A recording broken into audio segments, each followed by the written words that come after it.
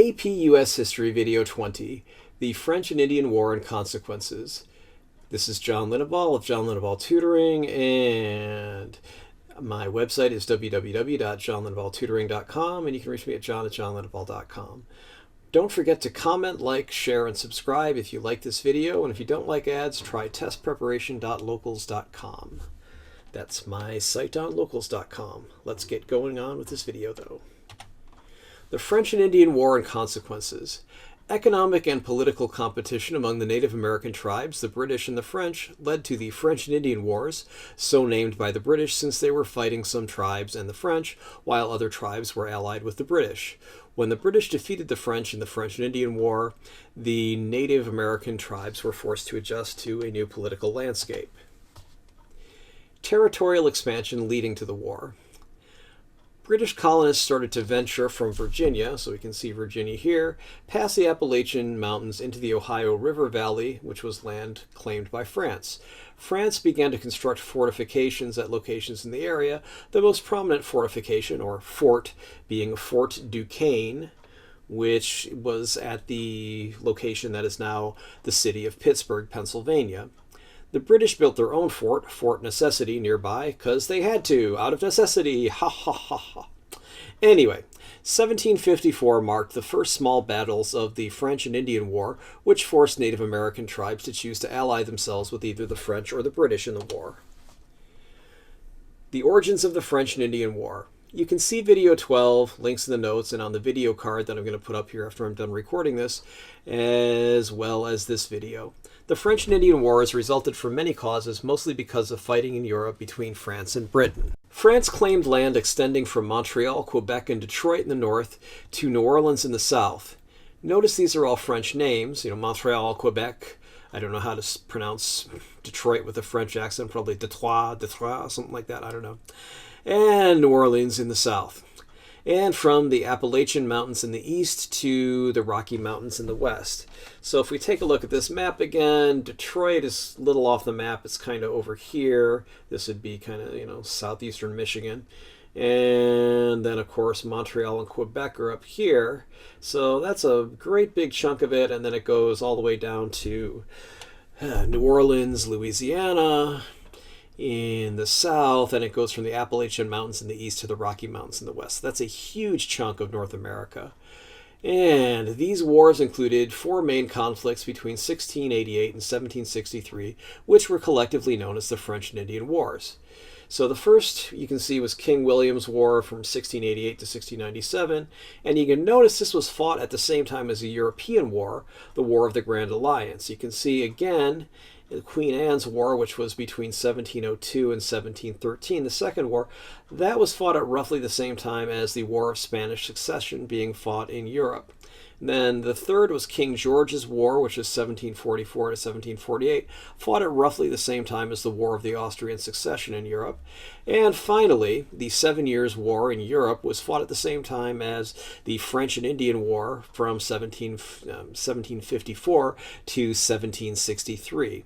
Now, this last war, the French and Indian War, which is confusing since these were collectively known as the French and Indian Wars, but this is the French and Indian War, so I guess it's the most important. It's the French and Indian War.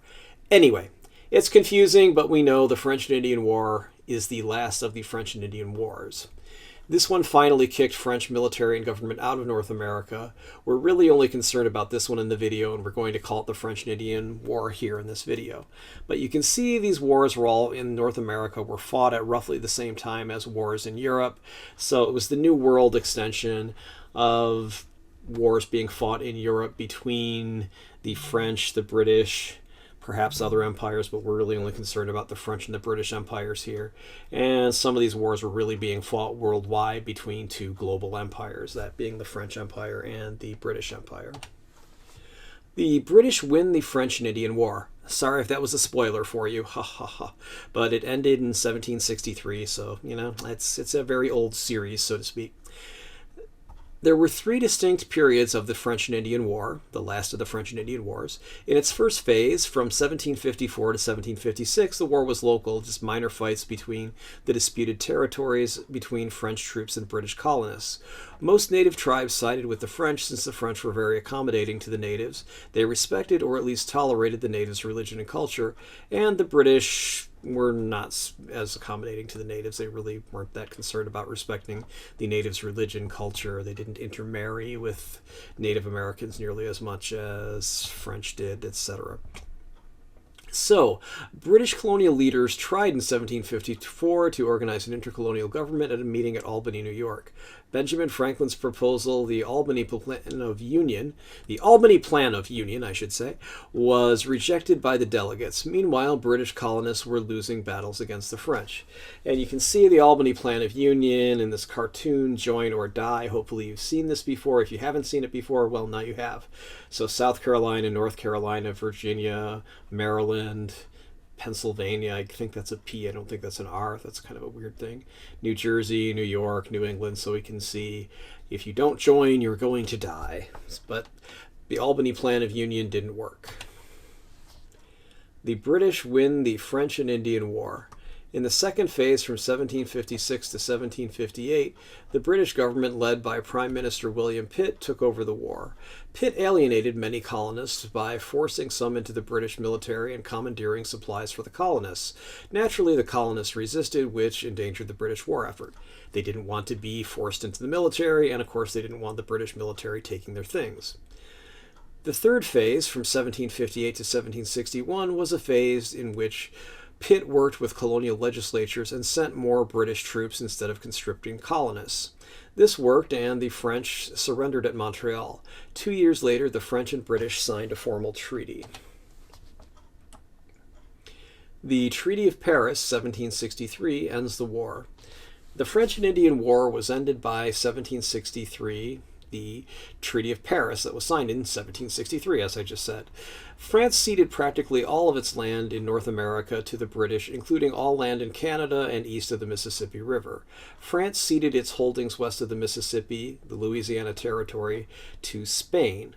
Now, I had a previous video criticized by someone who lives in Montreal who said, Louisiana was a French territory. Yes, it was, but it was ceded to Spain, and this is an animated GIF. So here we can see Colony of Louisiana, Spain. So after 1763, including 1789, 1800, these were Spanish territories, the colony, And then Louisiana Purchase, this ended up under United States control, and then you can see basically the United States took this over. And this also shows what were slave states, what were free states at these different times, and shows where other countries were. So, but by 1861, this was all the United States. All right, let's move on. Debt and taxation following the French and Indian War. So now we're back in 1763. After the French and Indian War, Britain had huge war debts from near constant warfare from the early 1700s until 1763. Since the British colonists presumably gained the most from victory over the French, the British government believed it was fair to make them pay for debts incurred in the French and Indian War, as well as continued military protection.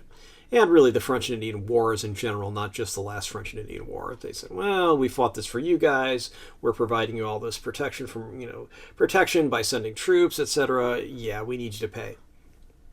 The colonists were not huge fans of the new taxes, especially after decades of, in quotes, salutary neglect, where basically, yeah, there were taxes, but they weren't collected very efficiently, and colonial industry kind of developed without a lot of British oversight.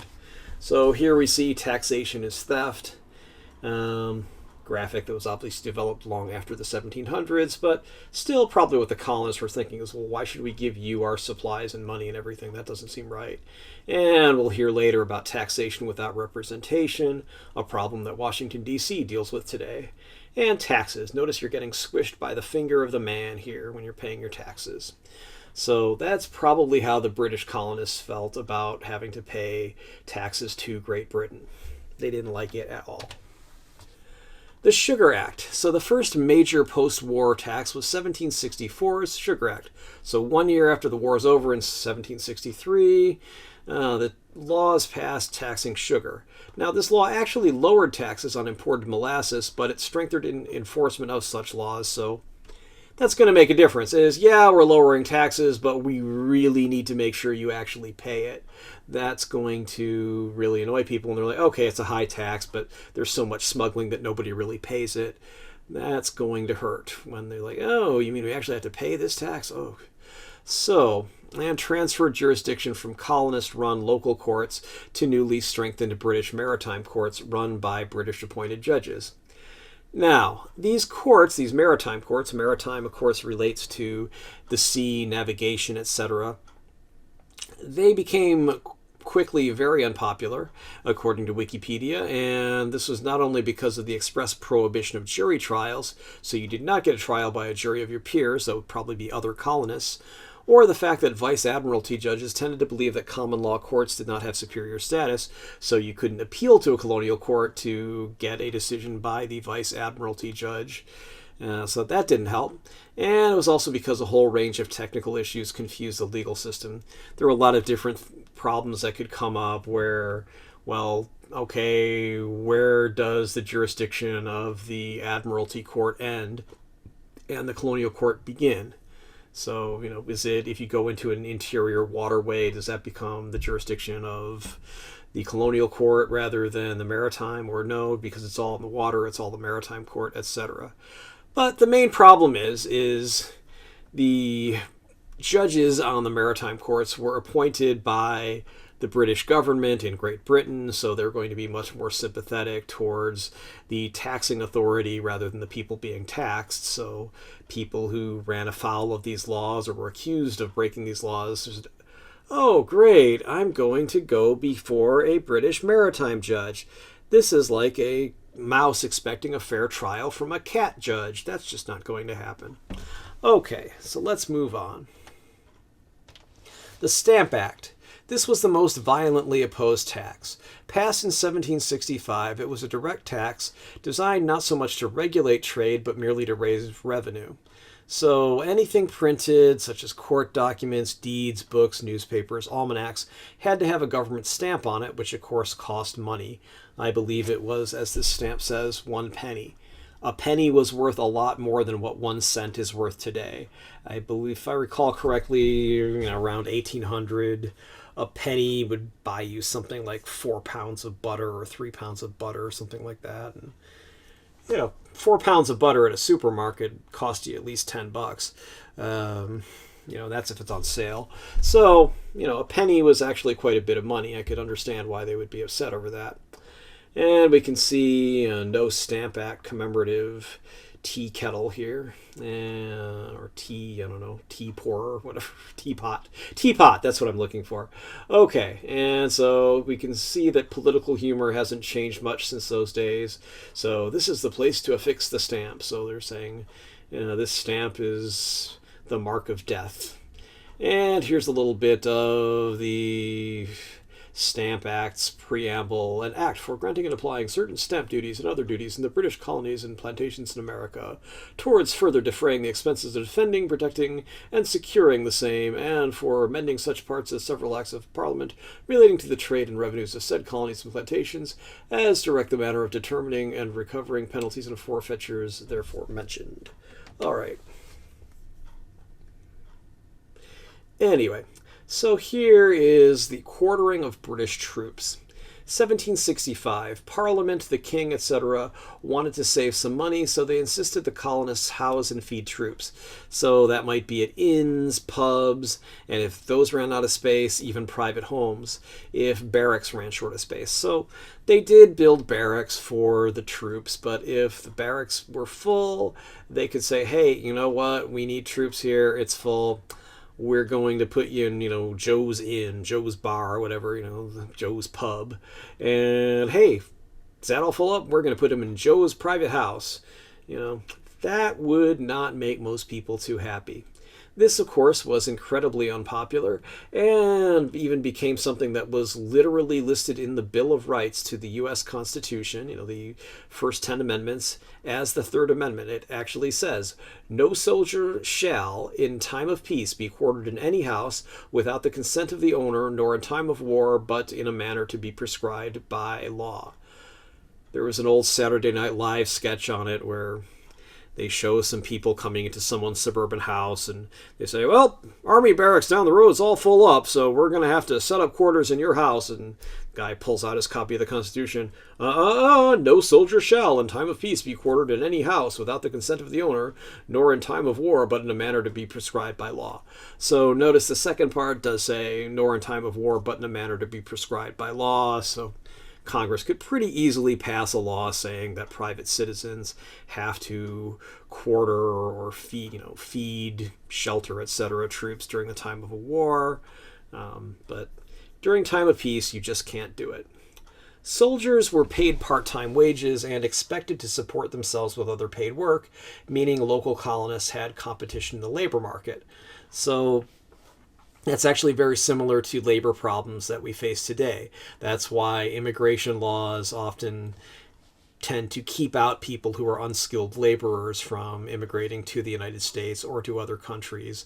And if you're traveling to another country, when they check your passport, they will make sure, are you seeking employment here? Do you have enough money to support yourself while you're here on vacation, etc.? Because they don't want you to try to compete with natives of that country in their labor market.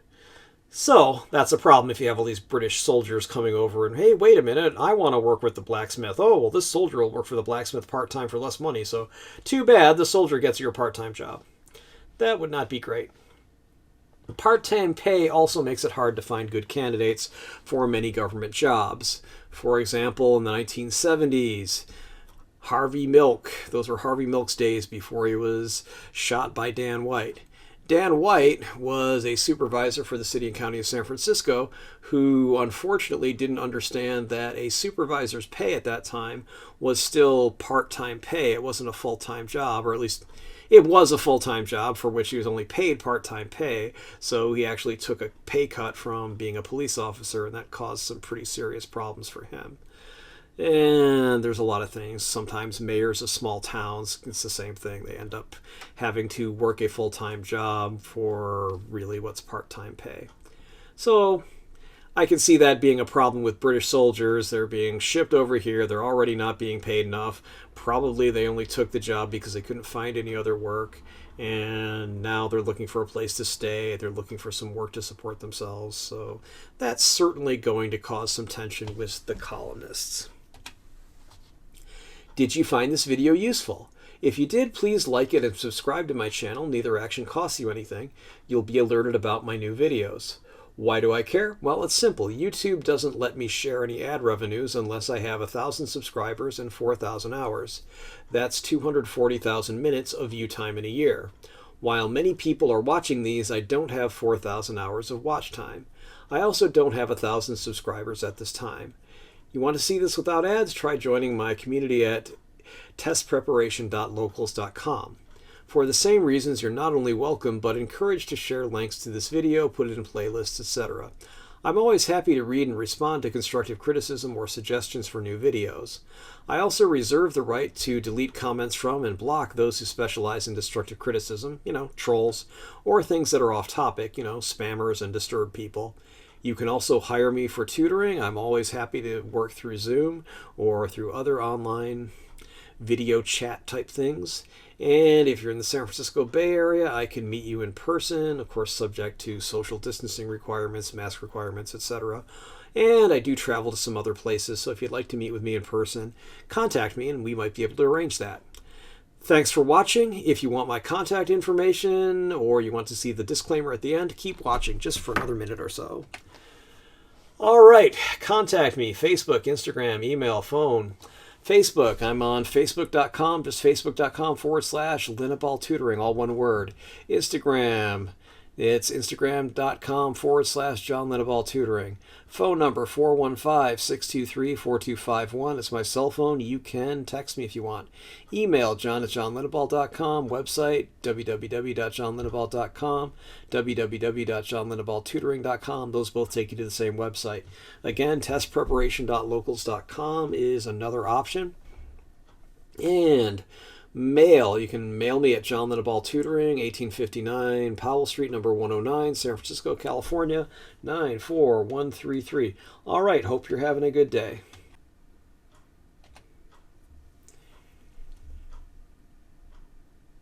Note, this is not a substitute for your classes, text, etc. This video is based on the Barron's AP United States History Review Book, 4th edition, any other sources listed in the video description, and my general knowledge of U.S. history. While this should help you do well on your AP U.S. history exam, I can't be responsible for what your teacher thinks is important and asks you about in his or her own tests, homework, etc. Please read your class texts and pay attention to what your teacher says in class. All right, have a good day.